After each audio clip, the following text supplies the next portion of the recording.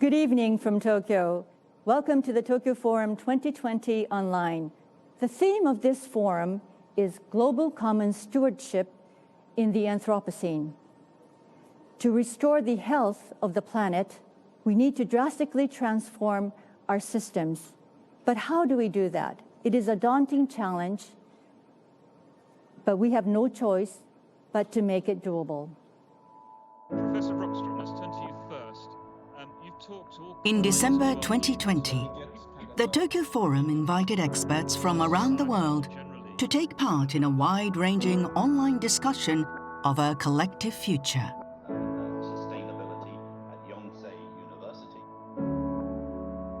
Human existence depends on our planet's environmental systems.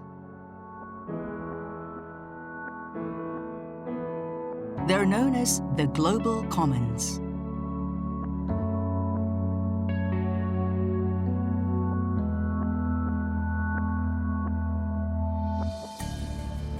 But these systems are under threat. The cause of this is us, the human race. Our mass production, mass consumption economy is taking a heavy toll on the planet.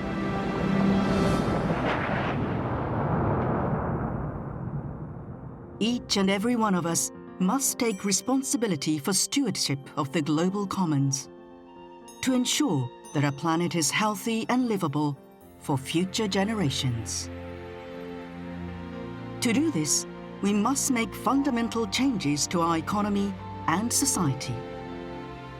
The University of Tokyo's Global Commons Center and Chey Institute for Advanced Studies hosted the Tokyo Forum. We have only 10 years to avert catastrophe. How can we protect the global commons? Here's what some of our experts had to say.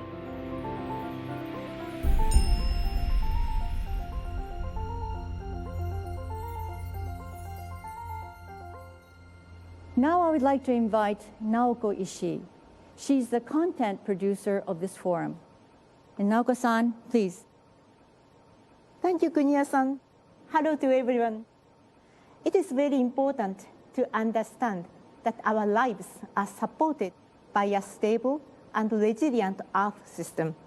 Our climate, forest, lands, water, and oceans are the very foundation of our well-being, and that is our global commons.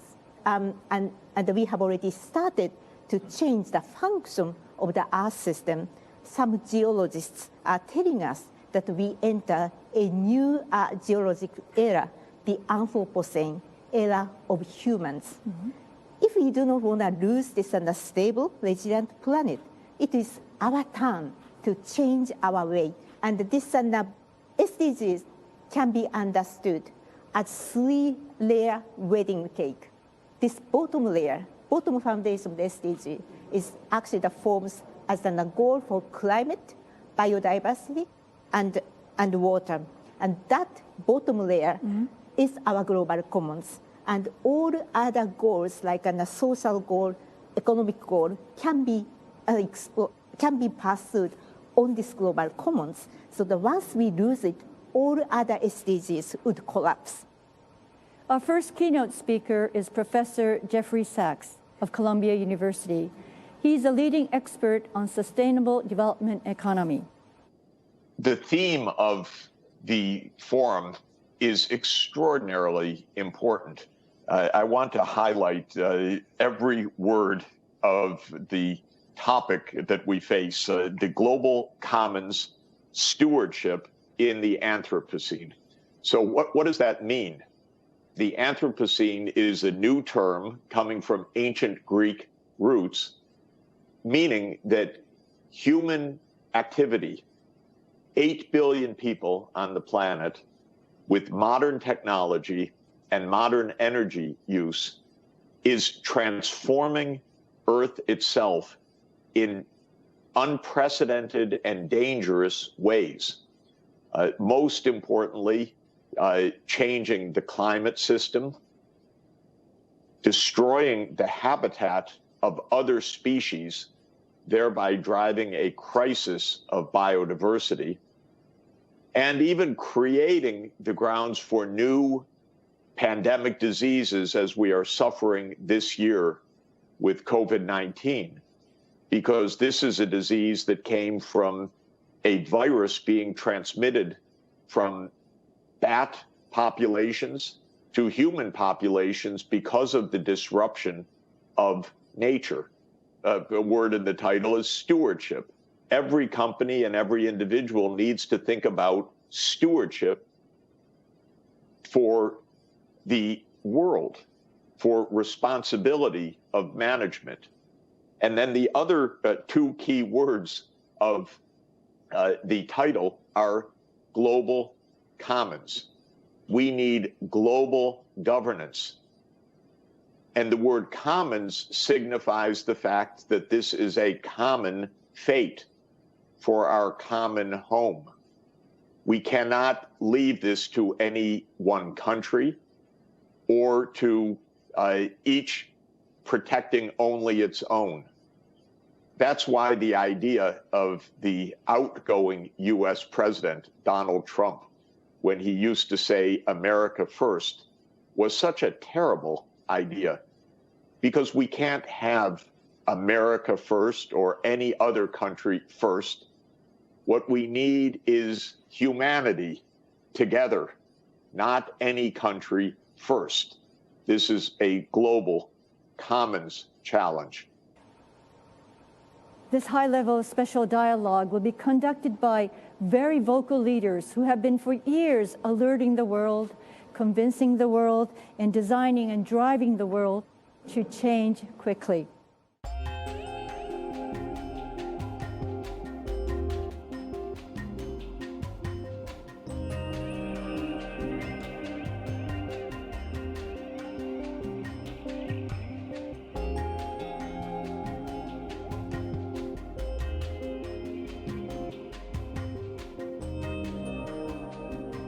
First, they addressed what the latest research has revealed about climate change, the urgent challenges it presents, and what we must do to address them. Over the years, we all have, including at the forum, helped to highlight the scale of the global environmental crisis we are in, and to show how this crisis could also create not only real risks to the economy and society, but also opportunities for investment, innovation, and jobs. What do we need to focus on in terms of stewarding the global commons, and how urgent is the challenge we face? What pathways exist for us to live and prosper within the planetary boundaries? And how do we need to do things differently to both fix these immediate problems and to shift onto a sustainable development path for the longer term? Professor Rockstrom, let's turn to you first. You've talked to all kinds of world leaders about the global commons and the pressure that they are under. You and your scientific colleagues have even conceived the planetary boundaries to help us understand this all a lot better.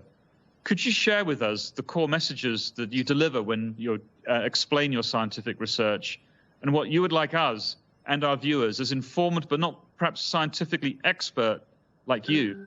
Yeah, thanks, Dominic, and hello, everyone. And so let me give you a quick scientific update and overview to understand why we need to govern the global commons within planetary boundaries in the Anthropocene. The scale and speed and interconnections in our hyper-connected world is such that we're hitting the hardwired ceiling of the capacity of the Earth system to remain stable, following a pathway where we can cross tipping points, unleashing irreversible change. Even though she's been around for 4.5 billion years, it's only the last 3 million years she's configured in a way that we recognize, with continents and atmosphere and water and nature. And look at the line, the green line. Not at one point during 3 million years have we ever exceeded 2 degrees. The planet has stayed within an extremely narrow corridor, and we've now warmed the temperature with 1.2 degrees Celsius just over the past 150 years, the highest temperature on Earth since we left the last ice age. Because we know why she has stayed in this narrow corridor. And it's not only because the solar radiation and volcanic eruptions and earthquakes have been so gentle. Oh no. No, the reason is that the planet has this extraordinary ability of stabilizing, of buffering, of absorbing. It has resilience to self-regulate and stay within a narrow corridor when it's under stress. So don't forget that 2020, a disaster year of the pandemic, is also a year that started with the most devastating forest fires in Australia.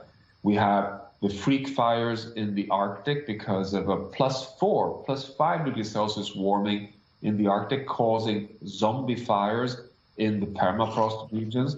We have heat waves and floods, another year of extremes. But the biggest drama is that we are at an emergency point. Over 100 cities and countries have declared state of climate emergency. For the first time in human existence on Earth, to have the scientific justification for declaring a state of planetary emergency. This means that we're undermining the stability of the entire Earth system. We have recently mapped the so-called tipping elements that regulates the state of the planet. If you look carefully at these systems, they have arrows in between them. So the drama here is that we have more and more scientific evidence to show that if we push the Arctic sea ice too far in Greenland, it will impact the ocean circulation of heat in the North Atlantic, which in turn impacts rainfall on the Amazon, which in turn increase forest fires, droughts, and the risk of tipping the Amazon rainforest, and holds more warm surface waters in the Southern Ocean, which accelerates the melting of Antarctica. These are all interconnected systems, and that they might start moving in a cascade fashion. So that's why we need planetary boundaries. We need science-based targets that gives us a safe operating space in green for all the systems, all the global commons that regulate the state of the planet. We have the science for this. We show that 4 of the 9, shown here in yellow and red, are beyond the safe space, and we're seeing the impacts. Thank you so much, Johanna. Christiana, you've been at the heart of building such extraordinary collaborations, for example, at the heart of the Paris Agreement on climate change in 2015 and the whole Project Optimism movement since then. What is your reflection about the movements that you're seeing among governments and society more generally that have been emerging, if you like, since 2015 to try and respond? I just wanted to build a quick bridge between Johan's as usual, brilliant presentation and where we are. Now, the interesting thing about our human presence on this planet is that, as Johan has explained, we have disrupted the natural evolution of the planet. But B, the other very, very important thing that we have to realize is that right now in 2020, we still have the capacity to influence what is going to happen from here on. And that we have full influence over that right now and over the next 10 years. The scary thing is that after 2030, it basically doesn't really matter what humans do because we will lose control. We will have gone beyond the balance that Johan has been explaining, and we will be in danger of those tipping points having a domino effect on each other, and we will lose total control. So in front of this very determining decade, what we call the decisive decade, are we actually beginning to do the right thing? Well, yes and no. First, finance sector, the capital markets. The reality that Johan has put out has begun to spark the concern of capital markets and of the fact that our values, our assets are at risk of losing their value. That is why over 100 banks around the world have already excluded coal as an asset from their portfolios, and many of these are beginning to look at oil and gas. So on the capital market side, already starting to walk away from the problematic assets and move over to cleaner, much more efficient assets and technologies. Moving over to corporations beyond financial, the financial sector, moving over to corporations, we already have more than 1,000 corporations that have joined something that we call the Race to Zero, which is corporations that are, and other sectors that have understood that they have to go to net zero by 2050. And that, of course, builds on the original divest, invest movement, where 1,200 corporations totaling $14 trillion have actually engaged already in that shift of capital, in the shift of products and services over to the cleaner economy.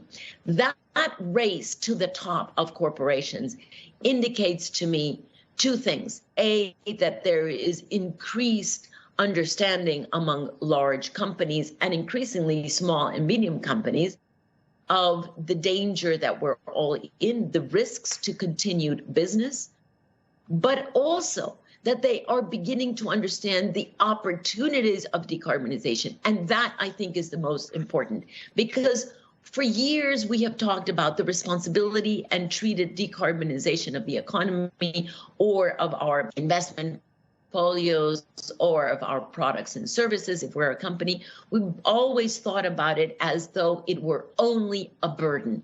But we are turning that page and beginning to understand that decarbonization is the cradle of innovation. It is the cradle of resilience. It is the cradle of better financial performance. So scale and speed remain the concern, but direction has been now confirmed, and we are on track with that. So good news, but also a healthy degree of concern about scale and speed. Christiana, thank you so much. That was a brilliant overview there for people. Paul Polman, to you. So you're perhaps one of the best known business leaders who've been pushing this agenda along with Christiana and Johan and others for several years. Perhaps when you started, people were a bit skeptical, and perhaps now they are less skeptical. But it would be fascinating to hear, and building on what Christiana said, your viewpoints on how goes the battle. No, thanks, Dominic, and appreciate it, and welcome also. There's no question that we are in a difficult situation globally, where globalism doesn't quite work at the scale we want it to work. The difficulty is that if you run a business today, you not only have a million priorities, you need to work on equality, you need to work on gender balance, you need to work on climate change, you need to work on biodiversity, you need to work on food security. How do you handle all this complexity and boil it down to simplicity and concrete actions? That's why we have frameworks like the Sustainable Development Goals. Now, the Sustainable Development Goals need business. I've looked at the 17 goals and 169 targets, and 85% of them require business without any doubt. But I also believe that business needs the Sustainable Development Goals. There is no business case in enduring poverty. And with all the costs that we are now incurring because we're not responding to what is needed, business are the first ones to incur these costs. Business globally is about 60% of the global GDP. 80% of the financial flow, and 90% of the job creation. It provides resources, technology, innovation, people, know-how. So business is needed to provide the SDGs. But at the same time, we need the governments and others to provide the frameworks. And this is where the partnership that I'm talking about comes in. I believe that getting together with Japan and Korea, now hopefully two leading countries, will also set the pace for countries around it. We have seen that with the commitments already taken by Prime Minister Uba in Japan or South Korea, both going to net zero, we're starting to see movements happening in Philippines or in Australia or in Indonesia that need to start to reconfigure their economies, their coal dependency, and move to this better world. I would argue that the commitments from the government in Japan and in South Korea came because civil society spoke up, but also an enormous amount of businesses. But then you discover as a business that you can only do so much by yourself. Sure, you can make your model more responsible. Sure, you can try to green a little bit more or try to buy sustainable source materials or work on your human rights in the value chain. But ultimately, it requires whole industries to change and governments to come in there as well with the right frameworks. And this is where the partnership comes in. And this is where the private sector comes in. Anytime the private sector, who is the prime beneficiary of this, works together collectively or with these broader coalitions with civil society and governments, we see things moving faster at the speed and scale that is needed. And we see business benefiting from that. Businesses that go first will have that advantage. Businesses that trail will go, as I said, most likely out of business with the pace of scale and speed of scale of change that we're seeing. So I do believe that we are seeing a tipping point, and I do believe that it would be in the interest of all businesses, including, or I would argue, especially in the Far East, to be part of these broader coalitions to drive these systems changes that we now need. Paul, thank you so much for that. There are so many interesting things in there, not only about the leadership of the one business entity on its own, but also these collaborations and how actually working together to shape the market, given all the opportunities that exist, and helping to get governments to provide enabling policies to speed up that transition. A lot there. Vera Songwe, perhaps we can turn to you. You're the Undersecretary General and Executive Secretary for the Economic Commission for Africa. Some might say that what we've been hearing is okay for richer countries, but not something that can work for poorer countries. Is this sort of conversation something that resonates for Africa, as far as you can see, Vera? Thank you, Walter. Thanks for this.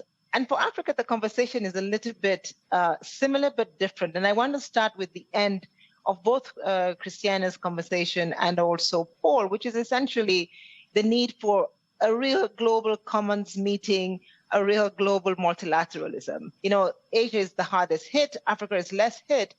We actually have carbon sinks, which we can actually provide to Asia. And I think that there is a market that is ready to be exploited if we actually had a conversation in that spirit. And I think that Naoko, as we prepare in Japan in particular for going to the next TCAD, because Africa has been providing, you know, carbon sinks for a long time, but those carbon sinks are reducing.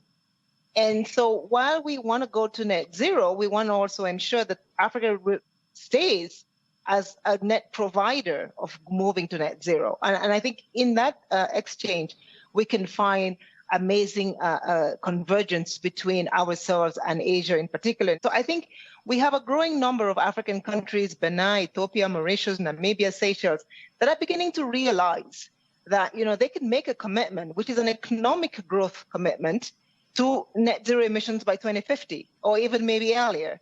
And I think this is, in some sense, if one were to respond to the SG, this is the light switch going on. It's saying, yes, if I make a 2050 commitment to net zero, it can actually be an economic commitment as well, and it can create the jobs.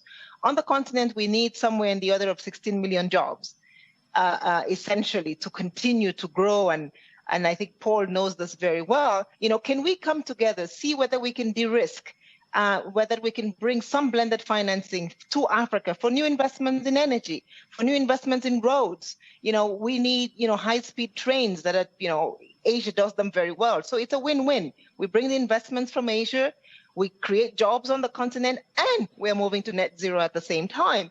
And also managing the debt sustainability conversation, because the cost of borrowing in countries like Japan are quite low. So I think if we begin to pull this together, we actually are talking, as you have seen, about creating an economy that recovers, growing forward better, but ensuring that we get to net zero together. And I think, as Christiana said, we don't then need to wait for 2050. We can actually do it much faster. And I think this is a little bit the context in which these conversations around global commons has to happen, is multilateralism, regional efforts together, and then, and most importantly, how we finance this new growing forward together in a way that takes us to net zero emissions, but at the same time ensures that we create jobs both here on the continent, but also I think, as we begin to talk about solar-powered cars and all that, the R&D would say will continue to happen in Japan, will continue to happen in South Korea, because they need jobs too. But you need markets as well, and 1.3 billion people on the continent. We have an African Continental Free Trade Area agreement that creates one single large market that allows you to deliver, I think, on these things in a collective and more sustainable fashion. Vera Songwe, thank you so much. Just fantastic. To take this into that kind of economic growth perspective, this is all about unleashing growth and investment and jobs and innovation and capacity and entrepreneurialism across Africa and back into Asia. Naiko Ishii, you've got all of this on your plate with the new Global Commons Center at the University of Tokyo. I hope that the wonderful panel that you've assembled have thrown up a host of good ideas for you to think about. Thank you so much, and for my fellow panelists. I have to say, I have been quite overwhelmed to understand the narrative has changed dramatically, maybe for the past year or so. Of course, then every one of you also emphasized that this situation is also the cradle for the opportunity, and we have seen some good signs that they're moving forward, including the business and financial markets. But the question for us is, do we really know how we can get there? That I remain kind of, I hear the Japanese general public remain still anxious that while proud of this announcement, do we really know how to get there? How we can do things differently tomorrow, be as a consumer, the investor, and then the business. And that is a missing piece for us to ensure those commitments be realized to the real pathway forward. And actually, that's where the Center for Global Commons comes in. We try to bring those pieces together. We actually work with the PIC, Johan Rockström, of the pathway scenarios, so that we can have a long-term plan up to 2050. Then we can have a kind of index so that to guide individual decision-making, be it the consumer, investor, or the company and the country, to do things differently. But then this multi-stakeholder coalition is another very important instrument so that we can bring ourselves out of this system stalemate. Back to you, Dominic. Really committed to work, all of you. Thank you. Thank you so much, Naoko. The wonderful panel, Johan and Christiana and Paul and Vera. For all of you watching, that was a kind of a snapshot of such rich information about where we've come from and what needs to happen next. And back to you, Tokyo Forum, for the next stage in your debate. Thank you so much, and goodbye from all of us.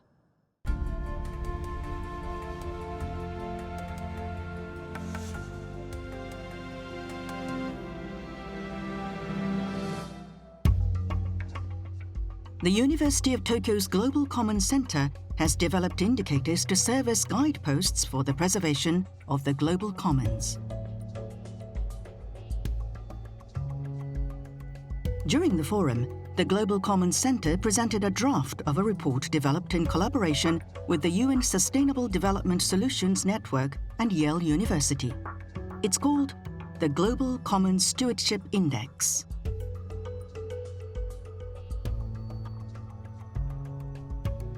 It describes the efforts of countries around the world to preserve the global commons.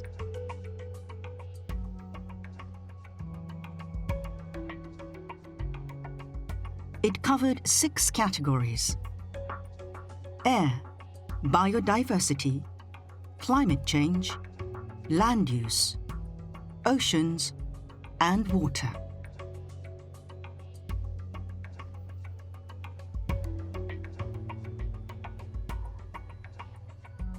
On the domestic front, Japan doesn't look too bad. However, if you include foreign trade, the picture changes. We import a lot of products, especially food, that generate a big environmental footprint. Many countries in the EU as well as the US, China, have a large negative impact on the global commons. The authors hope that every country will use the indicators to see how they can improve their performance.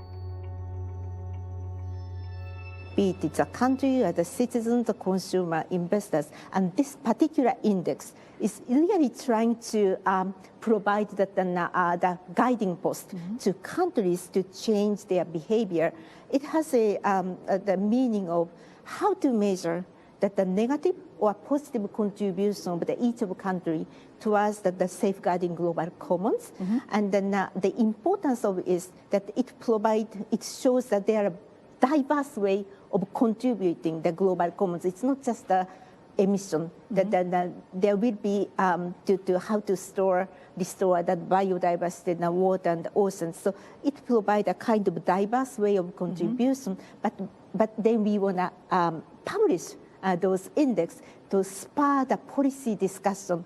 And the end goal is that can we create a science-based community to govern the global commons.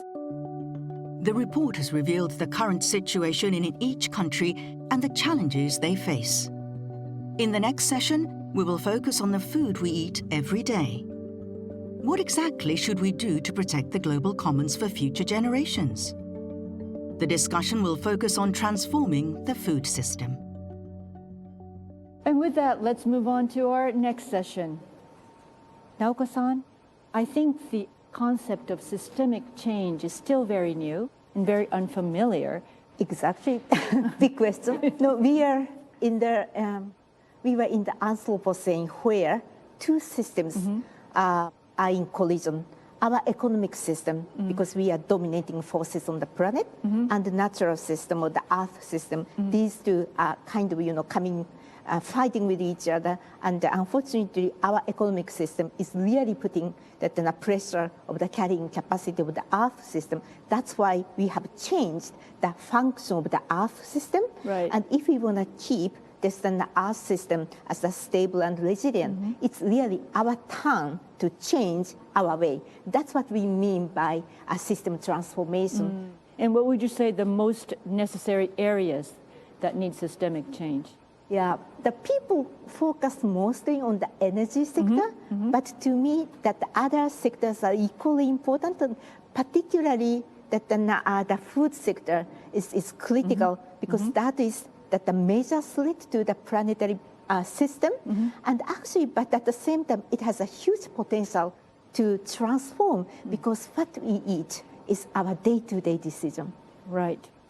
So let's look forward to hearing some concrete pathways that we can see and we should aim for in the next session.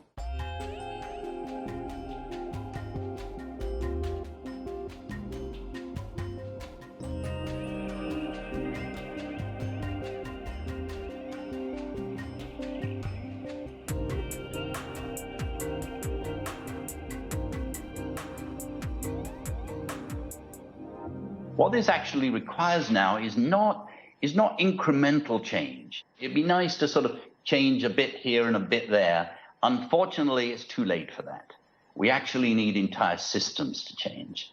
And so in this session, we've got a group of stunningly well-qualified panelists, and they're going to help address this issue. I'm going to ask them to give a one-sentence answer to the following question. So how big a change do we need in the system? So first, Sunny Varghese, who is the founder and head of Olam International, which is one of the largest commodity producers and manufacturers, agricultural commodities in the world. 5 million farmers are working for Olam. So he's sometimes referred to as the biggest farmer in the world. He's also chair of the World Business Council for Sustainable Development. How big a change do we need? In one word, we need a true metamorphosis, which means a fundamental change of the entire system, and the food and agri system is a complex system. Brilliant. Dr. Agnes Kalibata is the Secretary General of the United Nations, a special envoy to prepare the high-level summit on food in the coming year. She also is head of what's called AGRA, which is about the green revolution in Africa. She's been a minister of agriculture herself in Rwanda. What's your answer, Agnes? So if we think about what we need to do right there is to, first of all, remove the cost and take back our environment on a normal trajectory. Well done. Professor Shengen Fang is a professor at the College of Economics and Management at China Agricultural University, and he was until recently head of the International Food Policy Research Institute, which is part of the CGIAR system and one of the leading agricultural economists in the world. Shengen. We needed to work together, not just the private sector, not just the researchers, not just government officials, not just citizens. It's everybody working together. And next, let me introduce Professor Hideaki Shirayama, who is a professor at the University of Tokyo in public administration and done some really remarkable work looking at international public administration on environmental issues. Yeah, what we need is the kind of the long-term co-evolution of the multiple sector with multiple interaction between global, local, and the national level. Terrific. And finally, Dr. Tae-Young Jung from Korea. He is the director of the Research Center on Global Sustainability at Yonsei University. He's been a senior official in the Asian Development Bank and the World Development Bank, and he's worked at the Global Green Growth Institute. Very destructive and transformative changes in all human system, not just one sector or area. I think we have to do in every single sector of the human system. Well done. Well, look, that was very interesting, actually. One thing, we are unanimous. Something big needs to happen here. So we have to sort of talk about what that is and how we would get there. Let's start with you, Sunny Verghese. You said we needed a massive metamorphosis. What would the food and agricultural system look like if we managed to do that? I think the very definition of metamorphosis, the good analog is a caterpillar metamorphosizing into a butterfly. We can't say that butterfly is a stronger, bigger, better caterpillar. It is a completely new form and being. There has to be a systems transformation of all the interrelated parts and the whole of the food and agricultural value chain. Which would include how do we reduce the carbon intensity in the food, feed, and fiber that we produce, or preserve biodiversity and nature in the food, feed, and fiber we produce, because we account for roughly 25% of the world's greenhouse gas emissions and account for roughly 75% of the world's biodiversity loss. There are 500 million farming households, smallholder farming households, who produce 70% of our food. 55% of them are well below the poverty line of $1.90 a day, and another 35% is at that poverty line. And that is absolutely unsustainable. And finally, how do we make deforestation? That is the kind of food system which, for me, would be truly sustainable. I was so struck, Sunny, in your discussion of what was needed, how central people were. I do want to hear from you as you sort of sit astride this sort of huge network, and you want to be part of this amazing transformation. How do you go about it? What does it mean on a Monday morning? There's a whole big action gap between knowing why we need to do this, what needs to be done, how it can be accomplished. For example, try and lift farmer incomes from $2,000 per farming household of an average of 6 people to the household in Côte d'Ivoire to $7,100. We developed 95,000 tailored farm development programs for individual farmers. We trained 180,000 farmers on regenerative agricultural practices in terms of soil health and getting more out of less and putting more back into the environment than they're taking out. We conducted training programs in 9 schools, which we started last year. 1,800 children participated in the training programs to teach them about conservation, to teach them about the risks of deforestation. We have built 41 schools. We have built 1,700 classrooms. So there has to be very practical, granular actions if you want to bridge this massive action gap between the why, what, and the how. It's fantastic. I think this image of a butterfly is not simply an improved caterpillar. It's absolutely a wonderful, wonderful image. Let's go to Agnes. As the United Nations Special Envoy, moving towards the very important Food Summit in 2021, what are we learning about the food system we need and how we get there? There's also a lot of consensus, as Sun was saying. Many of the solutions are already known. It's not that we don't know what we need to do. Many of the solutions are already known and they're sitting within our midst. So one of the things we are doing from a Food System Summit perspective is we've put these action tracks in place to help dig out, engage with everybody, and bring some of these solutions. And let's look at them from a scale perspective. The beauty is this summit does provide an opportunity that when we do agree, then these things actually get done by all of us globally. It provides a platform that gets solutions out there so fast. So Agnes, where do you hope to be after the Food Summit next year?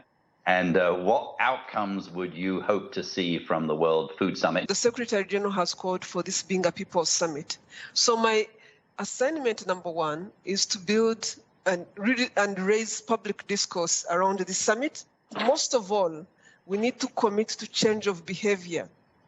The reason we are where we are today, it's the type of behavior we've adopted and developed over so many years, but we've run out of time for this type of behavior, whether it's how we use our environment, whether it's how we think about other people, whether it's how we use food, whether it's how we impact our environment. So much needs to change, and it's individual decisions that are going to help us change this, as much as it's also the collective that we get to do at our community level.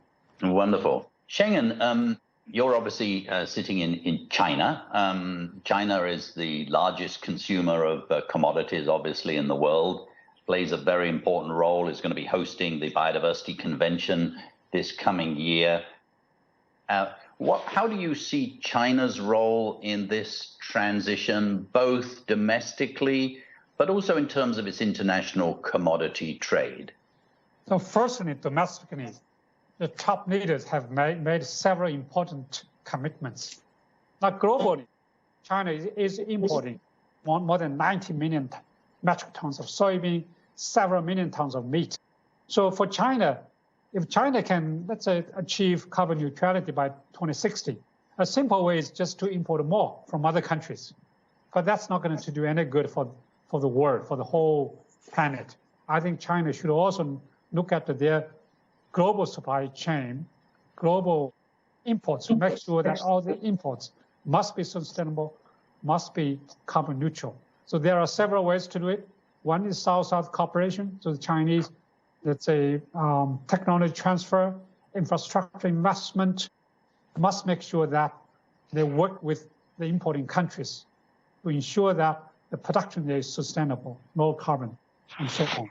And to make sure that the importing association do follow some sort of code of conduct. If something is not produced sustainably, then these companies can stop importing them. So really, and then the consumers, finally, the Chinese consumers must be aware of their behavior. So what they eat really matters to the global environment. So a lot of things to do, a lot of excitement, but also a lot of work to do. Well, that's a terrific framing. Thank you. Thanks so much, Shengen. Let's go to Professor Shirayama. You work both at domestic level, public administration, but you also look internationally. What do we need to do internationally here? Yeah, at the initial question, we identified the kind of the big needs to have, the systemic change of the co-evolution in responding to the multiple sectors. What's required is the more wider issue have to be dealt with. It's not just the issue of the quantity of the food. The more the quality is the very important issue. The nutrition and because of that, obesity becomes the issue also. And in addition to the human impact, the animal welfare is beginning to be a very important issue. And also the externality have begun to be discussed. the AMR, antimicrobial resistance issue, was taken up in that context. And the issue we are now discussing, externality to the environment, the climate or the biodiversity, this is somehow extension of that. So item by item, those are dealt with under the existing regime incrementally. And what's more important might be the different level of actor is very important. Now the businesses and the supply chain and the non-governmental organization, those are playing a very important role, partly because of the very important role played by the consumers. So how to make the kind of the complementary platform for those actors, that seems to be a very important function for the international institution. Thank you very much. So let's go to Professor Jung. You've been in the space a long time. When we say system change, can you just sort of unpack that a little bit? Well, the system change means, well, in my opinion, basically we are out of our current practice, basically out of box. We are too much used to the current practice and system, and we just take it for granted. Our system is okay. One important item is, if you look back, what we have done for last 100 years, something, our decision-making process is basically supply-driven. But when you say the system change, why don't you try the different thing? Because we all know that this supply-driven system doesn't work. What's the alternative then? That is the demand-driven system. Our system is ready to listen to our demanders' need. So for me, system change implies let's change our decision-making process from top-down, supply-driven to demand-driven, bottom-up. That's my interpretation. Thank you so much, everybody. This has been a terrific session. So next year in the conference, I hope we'll be able to present, or long before that, we'll present our first analysis of sort of how goes the battle across all of these exciting revolutions. And I really want to thank all of you as sort of giant leaders in this space, Sunny and Schengen and Professor Shirayama and Professor Jung and Agnes. What a wonderful privilege it is to be with you. So with that, I'm afraid we have to wrap up. Thank you all very much. Thank you, Andrew. Thank you very much. Thank you. Naoko-san, the forum is coming to a close, and as the content producer for this forum, what are your final thoughts? Thank you. When we decide that what would be this forum's topic, we actually took a huge risk of choosing global commons and in Anthropocene, because these two words are not really well known. And there is advice not to really go that far. But I think that then we took it, and I think we won that battle. We won that gamble, maybe. For today's discussion, we try to see how we could really provide this practical methods. And I think the Center for Global Commons, together with many, many partners, are really trying to provide that practical method. And I believe our journey together will continue till the time we find that then our future be secured. Thank you so much. It is a daunting realization that we can no longer take the resilience of the planet for granted, that we have to be effective stewards of the planet Earth. And that realization is really just overwhelming, but we have to take the challenge and we have to make it doable.